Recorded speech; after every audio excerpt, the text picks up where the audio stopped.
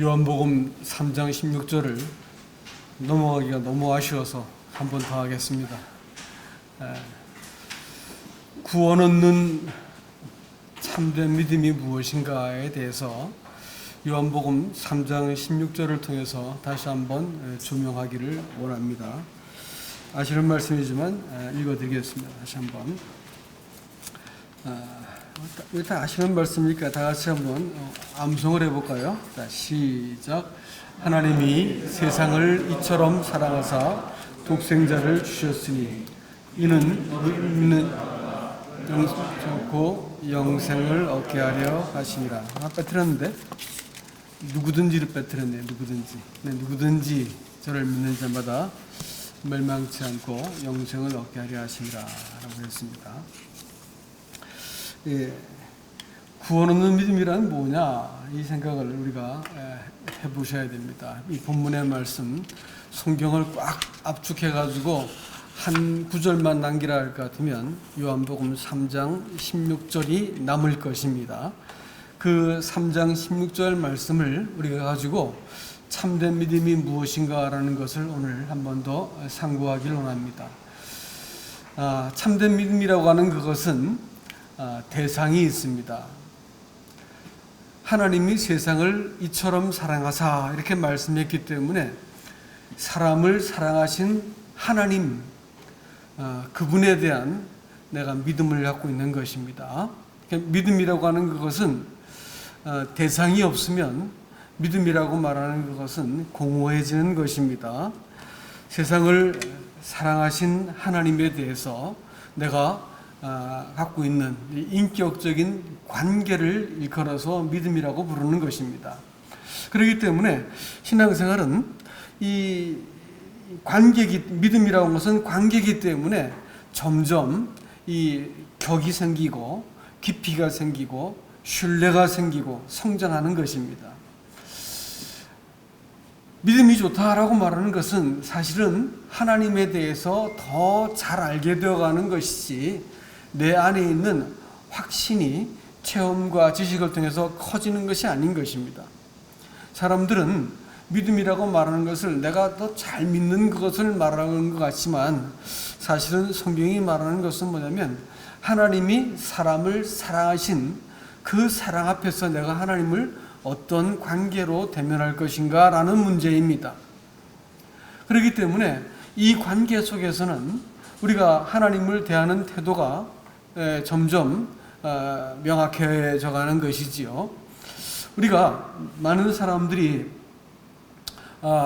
내가 하나님을 섬기는데 이렇게 해야 될지 저렇게 해야 될지는 모르겠다. 그래서 성경을 뒤적거리죠. 또 내가 하나님을 섬기는데 이거 혹시 내가 내 마음속에 소원이 안 들고 감정이 안 생기는데 내가 하나님을 이렇게 이 일을 해야 되는가 말아야 되는가 이렇게 이제 되묻곤 합니다. 그러나 여러분 생각을 해보십시오. 관계가 성숙해지면 그런 이야기들은 필요가 없습니다.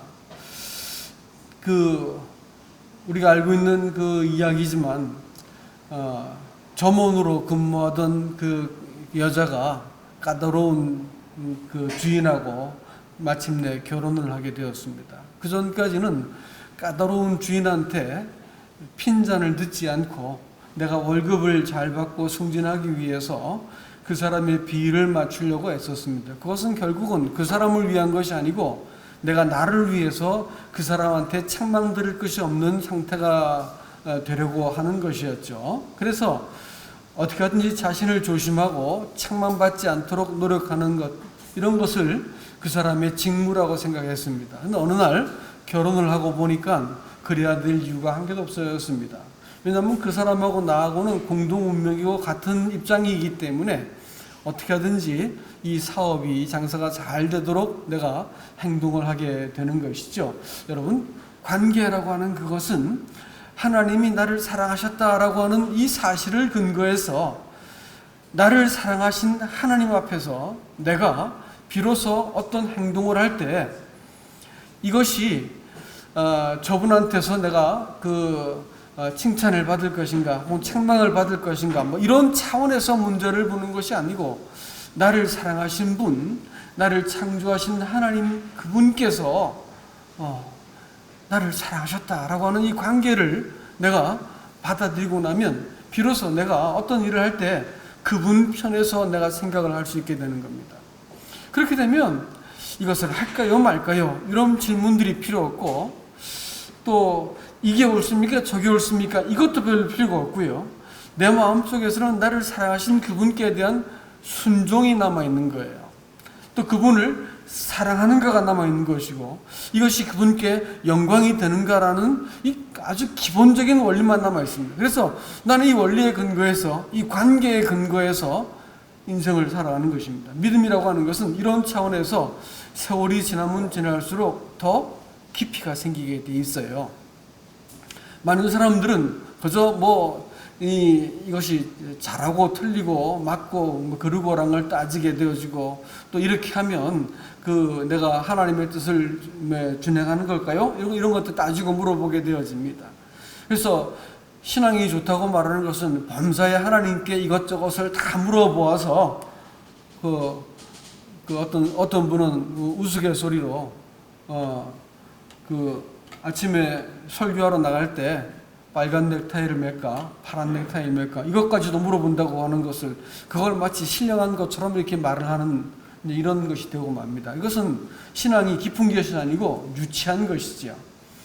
하나님을 알 것 같으면 그렇게 하지 않아도 되는 것입니다.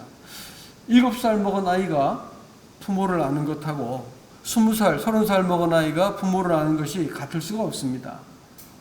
관계가 깊어지기 때문에 세월이 지날수록 이제 이 행동이 깊이가 생기고, 생각하는 바가 그 부모의 마음을 헤아려서 행동할 수 있게 되어지는 이런 것이 되는 것이 관계가 성장한다는 것입니다. 부부 사이에도 처음에는 힘자랑해서 네가 이기냐 내가 이기냐, 네가 세냐 내가 세냐 해가지고 다투게 되어 있어요. 이제 세월이 지나면 표정만 봐도 알아요. 말을 하지 않아도 다 알아채는 겁니다. 그래서 부부 사이는 별 말을 안 해도 그냥 이렇게 척척 움직이죠. 심지어는 등이 가렵다는 표시를 하면 이상하게 탁 짚으면 거기야. 예? 오른쪽 왼쪽 말할 것도 없이 그냥 탁 짚으면 거기더라고. 세월이 쌓이니까 내공이 생긴 거죠. 서로를 잘 알게 되는 것입니다. 이래도 알고 저래도 알고 왜 화내는지도 이해가 되고 하기 때문에 그것이 다 수용이 되는 거예요. 하나님하고 사람 사이는 어떨까요? 마찬가지입니다. 하나님하고 사람 사이는 내 앞에서 환경이 막 깨어져 나가고 내가 기대하지 않는 일들이 막 벌어져도 내가 아시는 그분, 내가 신뢰하고 사랑하는 그분 같으면 이 모든 상황에 대해서 그분이 알고 계시기 때문에 제가 주님을 신뢰합니다. 이렇게 되는 거예요. 그러니까 믿음이란 건 뭐라고요? 관계다. 기억하세요? 믿음은 뭐라고요? 관계입니다. 영생이라는 것도 관계고요. 관계예요. 그렇기 때문에 믿음은 세월이 지날수록 더 격조가 생기고 깊이가 생기고 헌신을 하게 되어 있고 사랑하게 되어 있습니다. 그렇게 하지 않으면 원칙을 자꾸 세워가지고 이래야 돼 저래야 돼 하고 이렇게 할까요 저렇게 할까요, 이건 하나님하고 관계가 아직까지 미숙하다는 것을 이렇게 얘기하는 거예요. 미숙할 때는 매뉴얼이 필요한 거예요. 그렇죠? 미숙할 때 매뉴얼이 필요합니다. 결혼 생활에 매뉴얼이 있나요? 그런 거 없어요. 세월이 지나고 나면 세미나 쫓아다니는 사람들은 아직까지 부부 사이가 시원찮으니까 그런 거고, 세월이 지나면 그럴 필요가 없습니다. 서로를 잘 알기 때문에 깊이 이렇게 이해가 되는 것이지요. 하나님을 내가 안다라고 말하는 것은 바로 그런 것이에요. 하나님도 나를 아시고 나도 하나님을 알기 때문에 신앙이 더 이상 매뉴얼의 문제가 아니고 이제는 내가 마음으로 그분을 사랑하고 내 삶, 내 전 존재가 하나님의 영광을 위해서 있는 거구나라는 것을 이해하게 되는 것입니다. 여러분, 이런 의미에서 믿음은 얼마나 고상한 것일까요? 그 사랑하는 대상을 향해서 갖고 있는 관계가 순결하고 정직하고 헌신적이고 깊이 있고 사랑할 수 있는 그 관계가 만들어지면 믿음이라고 하는 말은 무엇으로 표현할 수가 있겠습니까? 내가 주님께서 내 목숨을 취해간다 할지라도 주신 이가 주님이기 때문에 거두어 가시는 것도 주님입니다 라고 내가 내 자신을 힘을 빼고 주님께 맡겨버릴 수가 있는 거예요. 내 인생의 길이 하나님이 분정해 주신 그 한계 속에서 내게 정해준 것을 내가 기뻐하고 그게 아름다운 것이고 주님이 저를 가장 잘 아시기 때문에 여기 두신 거군요. 이렇게 내가 이해가 되어지면서 이 상황을 반전시키고 막 이렇게 정치를 하고 처세를 하고 상황을 반전시키려고 애를 쓰고 이런 거 안 해도 된다는 거예요. 종을 일으키고 낮추시고 하는 것은, 높이고 낮추는 것은 하나님의 뜻이에요. 나를 하나님의 큰 그 나라의 어떤 역할과 기능으로 두신 것은 하나님의 계획과 뜻 속에 이루어진 것이에요.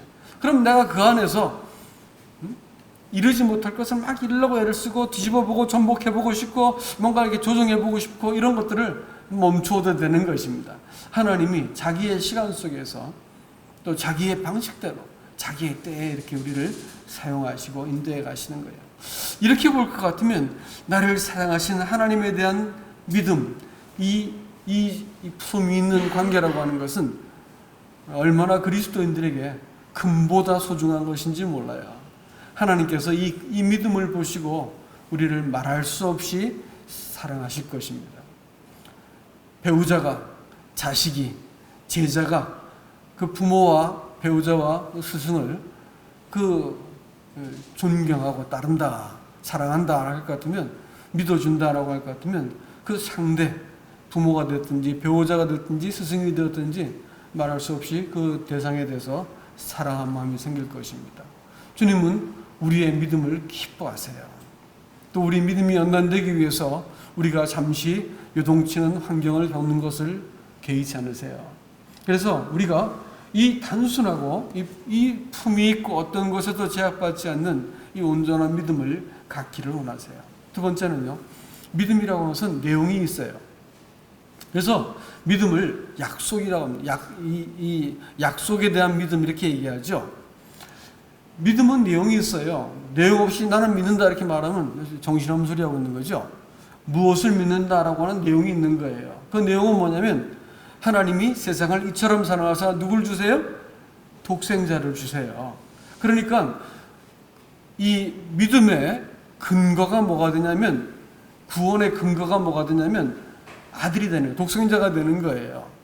독생자가 이 땅에 오셔가지고 사람의 모든 죄를 담당하시고 부활하셔가지고 사람을 다스리시고 승천하셔가지고 사람을 중보하고 계시잖아요. 그렇죠? 그리고 아들은 자기를 내어주셨습니다. 내어준다고 하는 이 특별한 그 의미를 우리가 아셔야 돼요.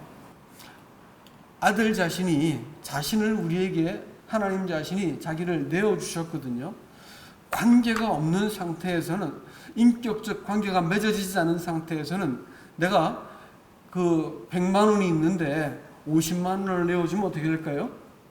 나한테는 50만 원 손실이 나겠죠. 그리고 인격적이지 않은 관계에서는 50만 원을 준다 한들 그가 받으면서 나하고 관계가 성립되지 않습니다. 그런단 말이죠. 인격적인 관계 속에서는 내가 내 자신을 다 내어주면 내가 비워버릴까요? 그렇지 않습니다. 아세요? 인격적인 관계 속에서는 내가 나를 다 비워서 내어줘도 그게 빈 게 아니고, 내어주고 나면 그 자리에 바로 내어준 대상이 채워지게 되어 있는 거예요. 그래서 하나님이 자신을 비우시고 낮추시고 내어주었다라고 말하는 것은 그럼 비움이 목적이 아닌 거예요. 그 비운 자리에 누가 들어오는 거예요? 사랑을 받은 내가 하나님의 가슴 속에 딱 들어가 있는 거예요. 하나님이 하나님으로서 영광을 비우시고 내려갔을 때 우리 하나님 아버지께서 아들의 그 비움을 내버려 두셨을까요? 아니에요. 하나님의 모든 영광으로 그 아들을 위해 영광으로 꽉 채우셨습니다. 그리고 그를 지극히 높이셨죠. 주님께서는 이 인격적인 관계를 맺고 있는 사람들한테 자기를 내어줘 버리면 그건 절대 빈 게 아니라는 거예요. 내어줬기 때문에 그때부터 하나님의 아들의 가슴 속에서 누가 있냐면 우리가 있는 거예요. 이 원리는 그대로 거꾸로 가서 우리가 주님 당신을 사랑합니다 라고 우리 인생을 내어드리고 비워버리면 이것이 이 손실이고 빈 걸까요? 아니에요. 우리의 빈 이 가슴 속에 누가 들어오시는 거예요? 아들이 들어오시는 거예요. 그래서 이 아들이 내 삶과 더불어 함께 살아내는 것이, 여러분, 이게 믿음인 거예요. 이게 이제 믿음의 내용이 생기기 시작하는 겁니다. 세상은 말이죠, 우리들을 계속해서 압력을 가해가지고 넌 이래야 돼 라고 말하는 거예요. 이렇게 살아야 돼, 이게 좋잖아 해가지고, 세상은 갖고 있는 무기가 뭐냐면 유혹입니다. 또 하나는 위협이에요. 이 두 가지를 가지고 사람을 속이고 있습니다. 성도가 세상으로부터 속임을 당하거든요. 속임을 당하는데 두 가지 무기를 갖고 사람을 속여요. 한 가지가 뭐라고요? 유혹이에요. 또 한 가지가 뭐라고? 위협입니다. 그래서 사람을 두렵게 만들어요. 직장 문제, 결혼 문제, 노후 문제, 승진 문제, 뭐 대학 입시 문제, 뭐가 됐든지 사람을 두렵게 만들고, 내가 뒤처지면 어떻게 하나, 가난해지면 어떻게 하나, 내가 소외되면 어떻게 하나, 병들면 어떻게 하나, 이렇게 해서 계속 우리를 두렵게 만들어요. 그리고 눈앞의 것을 막 취하면 내가 행복해질 것이라 생각해가지고 이것저것 돌아보지 않고 그걸 막 취하게 만들어버립니다. 유혹하고 두렵게 해서 성도를 자꾸 몰아서서 너는 이런 사람이 돼, 네, 이렇게 말하는 거예요. 세상은 끊임없이 우리를 위협합니다. 또 유혹합니다. 이럴 때 그리스도가 없는 자처럼 인생을 사는 사람들이 있어요. 그리스도가 내 속에 없는 사람들처럼 사는 사람들은 어떻게 해야 될까요? 세상의 그 위협에 대해서 그 두려움을 갖는 거예요. 이 두려움을 내가 극복하려면 뭘 해야 되는 거예요? 방어 기제를 만들어야 되는 것이죠. 그 두려움에 내가 순응하든지, 아니면 뭐 싸우려고 들든지, 뭐가 됐든지 하여튼 내가 강해지든지 해서 이 두려움에 대해서 방어 기제를 만들려고 듭니다. 그래서 하나님을 부르기도 하고 성경을 뒤적거리기도 하고, 이건 사실은 신앙이라고 볼 수 없는 거예요. 신앙은요,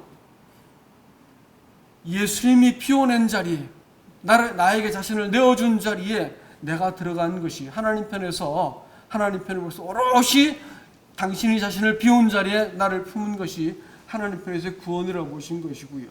나는 하나님 앞에서 이 쓸모없고 부패한 이 죄인을 받아주신 그분을 생각할 때 나를 오롯이 하나님 앞에 나 자신을 내어드리는 것입니다. 그러면 하나님하고 사람 사이에 경계선이 지어지게 되어 있어요. 내 인생, 주님 것이구나. 내가 살아가는 것은 하나님 영광을 위한 것이구나. 내가 죽어도 살아도 주님 것이구나 라고 할 것 같으면 내가 그리스도를 품은 자로 인생을 대하게 되는 것입니다. 여러분, 이게 얼마나 차이가 나는 건지 아세요? 신앙생활에? 죄송하지만 이 차이를 잘 모르시더라고. 아들을 품고 세상을 바라보는 것하고요, 아들을 품고 세상을 바라볼 것 같으면 내가 이 세상의 압력에 대해서 극복할 수 있고 초월할 수 있는 힘이 생깁니다. 내가 그건 매이지 않게 돼 있어요. 내가 그것에 대해서 잠시 설득당하고 넘어졌다 하더라도 툭 털고 일어나게 됩니다. 자존심, 그거 얼마나 우리를 잡아 끄는 강력한 이 중력이에요. 근데 그것을 툭 털어버릴 수 있는 거예요. 지금은 잘 못하지만 시간이 지나면서 툭 털어버릴 수 있어요. 욕심, 시기심, 비교의식, 음란한 마음, 탐심, 뭐 얼마나 많을까요? 이런 것들이 우리를 잡아서 끄집어내리는 거예요. 그런데 말이죠, 아들이 내 속에 있는 것으로 삶을 바라보기 시작하면 이런 것에 대해서 이길 수 있는 힘을 주시는 거예요. 이것이 그리스도인의 신앙생활의 원론이 다 이 내용이 되는 거예요. 나를 위해서 죽으시고 부활하시고 승천하셔서 중보하시는 그리스도가 나에게 자신을 내어주시고 나 자신은 하나님께 드림받아진 사람이 될 것 같으면 믿음에는 내용이 생기는 것입니다. 아들은 바로 이 내용을 위해서 이 땅에 오셨어요. 그 약속을 채우기 위해서 오셨다고요. 그래서 믿음은 대상이 있어야 할 뿐 아니라 내용도 필요합니다. 세 번째로, 믿음은 저 친구 저 믿는 구석이 있어서 저래 이렇게 말하잖아요. 믿는 구석이 있어서 저래 이렇게 말하면 믿는다는 말이 뭘까요? 의지하고 소망한다는 뜻입니다. 기대한다는 말이지요. 그렇죠? 그러니까 믿는다 이렇게 말해놓고 상대방에 대한 아무 기대가 없어. 그럼 뭘까요? 그거 믿고 있는 게 아니에요. 믿는 게 아니고 말은 믿지만 믿고 있는 게 아닌 것입니다. 믿는다라고 말하는 것은 소망과 기대와 그 의지하는 바가 당신에게 있습니다 라는 그런 뜻이에요. 그러면 신앙생활은 성령께서는 이 땅에 오셔가지고 사람에게 새 생명을 줄 뿐 아니라 성령께서는 언제 오시냐면 성자 하나님 예수 그리스도께서 구속의 사역을 완성하시고 부활하시고 승천하신 이후에 오셨어요. 그래서 그분은 끊임없이 우리들에게 아들이 누군지를 자꾸 얘기해 주시는 거예요. 약속을 근거해서 아들이 누군지를 자꾸 말씀해 주시고 자기에게 순종한 자들에게 성령이 오셔가지고 성령은 우리의 그 시선을 계속해서 아들께 돌릴 수 있도록 만들어 주시는 분이세요.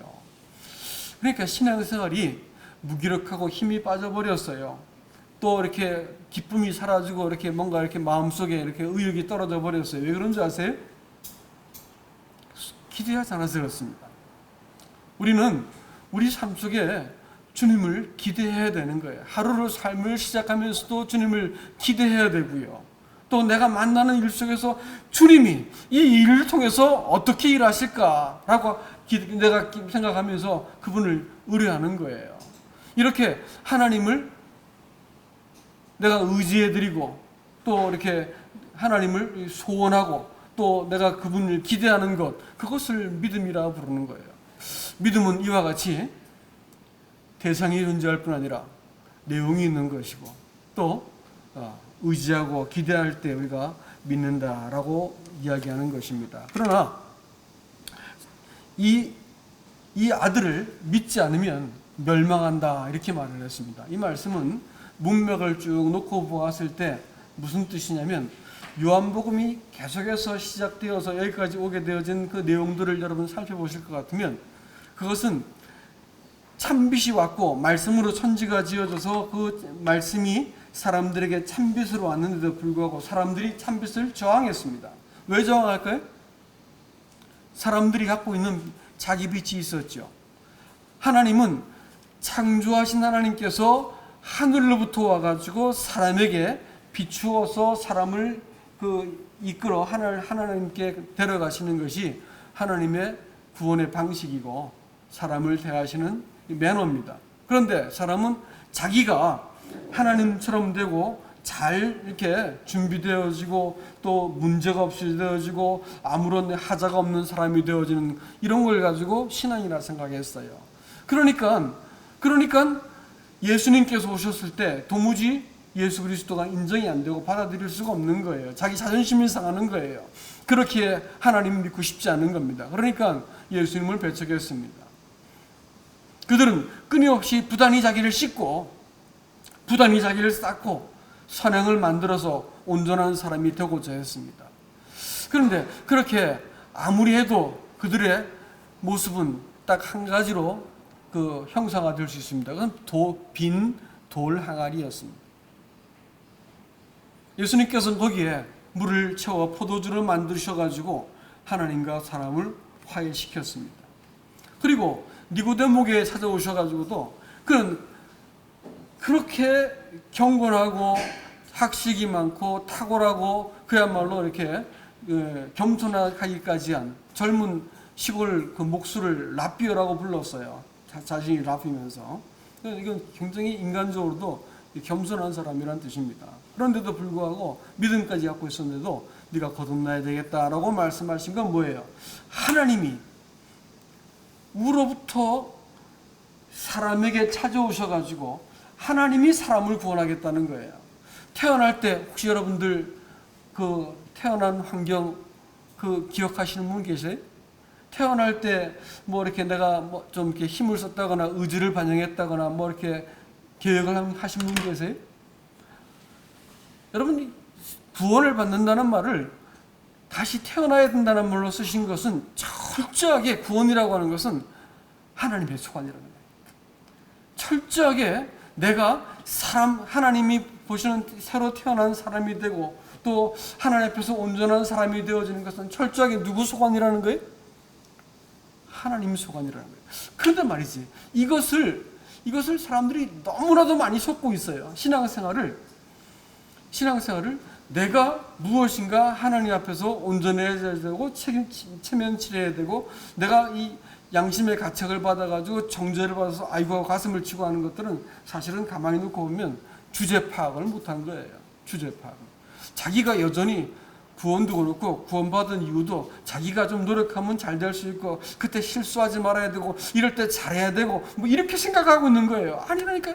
신앙은 그런 문제가 아니에요. 이러니까 자꾸 매뉴얼이 따지고 뭐가 맞고 틀리고 자꾸 따지게 되고 이렇게 되는 거예요. 여러분, 그것은 사람이 하나님께 이렇게 뭐 맞춰 올라가는 거예요. 하나님이 가장 싫어하는 거라고요. 멸망당하는 거예요, 그거.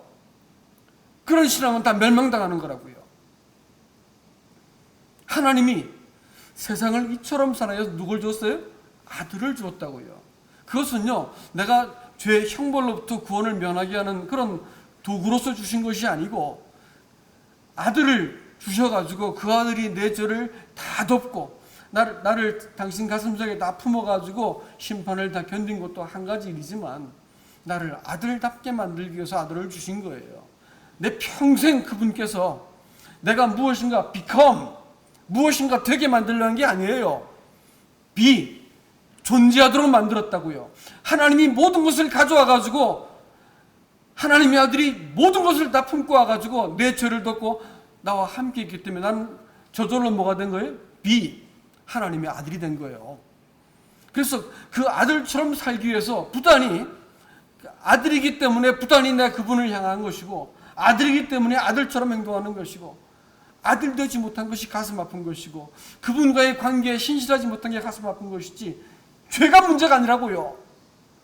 하나님께 나가지 못하게 만드는 것이 죄인 줄 아세요? 아니라니까요. 그게 아니고 불신앙입니다.